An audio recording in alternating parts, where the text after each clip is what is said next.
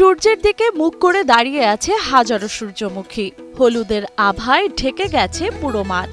এই দৃশ্য এখন শুধু কৃষির নয়, পর্যটনেরও এক নতুন ঠিকানা। শীতের মধ্যে বেশি সুন্দর, এই যে প্রকৃতি দেখা যায়, ছবি তোলা যায় অনেক সুন্দর, এই জন্যই আর কি আসা দরকার এখানে। আমাদের এই নরসিংদীকে রিপ্রেজেন্ট করার জন্য অনেক চমৎকার জায়গা রয়েছে, যার মধ্যে এই নাগরিকান্দি ব্রিজের এই সানফ্লাওয়ার গার্ডেনটা হচ্ছে একটা চমৎকার জায়গা, যেটা কিনা পুরো বাংলাদেশের মধ্যে একদম ভাইরাল, এবং শুধু ভাইরাল না, সবাই এটাকে চিনে জানে। কৃষিতে যুক্ত হয়েছে নতুন সম্ভাবনার রং হলুদ সূর্যমুখী। অল্প খরচে বেশি লাভ আর সঙ্গে পর্যটনের সম্ভাবনা, এই দুয়ে মিলে এখন কৃষকদের আগ্রহের কেন্দ্রবিন্দু সূর্যমুখী চাষ। বিঘাপতি আমাদের 2 লক্ষ টাকা ইনকাম হয়। নরসিংদী সদর উপজেলার নাগরিয়াকান্দি এলাকায় প্রায় 20 বিঘা জমি জুড়ে গড়ে উঠেছে বিশাল সূর্যমুখী বাগান।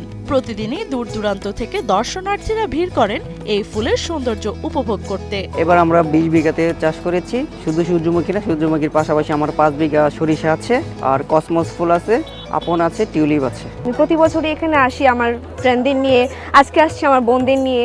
খুব ভালো লাগে আসলে, এই সন্ধ্যার আগের এই ভিউটা খুবই সুন্দর। এদিকে এই সূর্যমুখী বাগান করে সফলতার মুখ দেখছেন কৃষক তৌহিদুল ইসলাম মাসুম। অল্প সময়ে ভালো ফলন পাওয়ায় সূর্যমুখী এখন তার আয়ের প্রধান উৎস বলে জানান তিনি। আসলে আলহামদুলিল্লাহ আমাদের এবার ভালো ছাড়া পাচ্ছি, কারণ এবার আমি একটু নতুনত্ব নিয়ে আসছি। এই যে দেখবেন আমরা অনেকগুলো ঝুমঘর তৈরি করেছি, যেটা নাকি আমরা সাজে গিয়ে যেই আমরা মেঘের ভিউ পাই, আমাদের এখানে আসলে সূর্যমুখীর উপরে হলুদের উপরে আমরা ঝুমঘরের যেই ভিউটা ওইটা চলে আসবে ইনশাআল্লাহ। বর্তমানে সয়াবিন তেলের পাশাপাশি সূর্যমুখী তেলের ব্যবহার বাড়ছে। এমনকি সরিষার পাশাপাশি সূর্যমুখী এখন একটি সম্ভাবনাময় তেলবীজ ফসল হিসেবে পরিচিতি পেয়েছে। তাছাড়া এর মাধ্যমে তেল জাতীয় ফসলের চাহিদা পূরণেও বেশ ভূমিকা রাখবে সূর্যমুখী।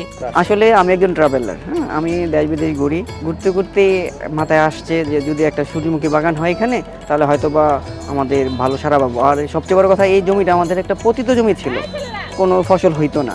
তো ভাবলাম যে নিজস্ব জমি ছিল আমাদের এটা, তো যদি এটা সূর্যমুখী করি হয়তো বা আমাদের ফসলও হবে, প্লাস দর্শনার্থীর একটা মনের খোরাক পাবে।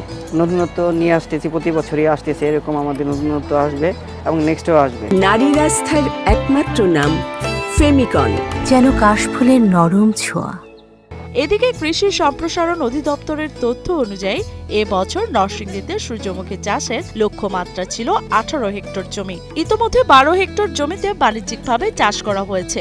এছাড়াও অল্প সময়ে ভালো ফলন পাওয়ায় কৃষকেরা দিন দিন সূর্যমুখী চাষে আগ্রহী হয়ে উঠছেন বলে জানান কৃষি সম্প্রসারণ অধিদপ্তরের উপপরিচালক মোহাম্মদ আজিজুল হক। নরসিংদী জেলায় এবার 12 হেক্টর জমিতে সূর্যমুখী ফুলের চাষ হয়েছে। এই সূর্যমুখী ফুলের চাষিদের কৃষি সম্প্রসারণ অধিদপ্তরের পক্ষ থেকে বীজ, সার এবং কীটনাশক প্রদান করা হয়েছে, যার ফলে এখানে বেশ কিছু উদ্যোক্তা তৈরি হয়েছে, যারা সূর্যমুখী ফুলের আবাদের পাশাপাশি তারা এখানে বিনোদন কেন্দ্র স্থাপন করেছে, যার ফলে বেশ কিছু সৌন্দর্য পিপাসু মানুষ তারা এই ফুলের বাগান পরিদর্শন করছে, যার কৃষকরাও এখান থেকে লাভবান হচ্ছে।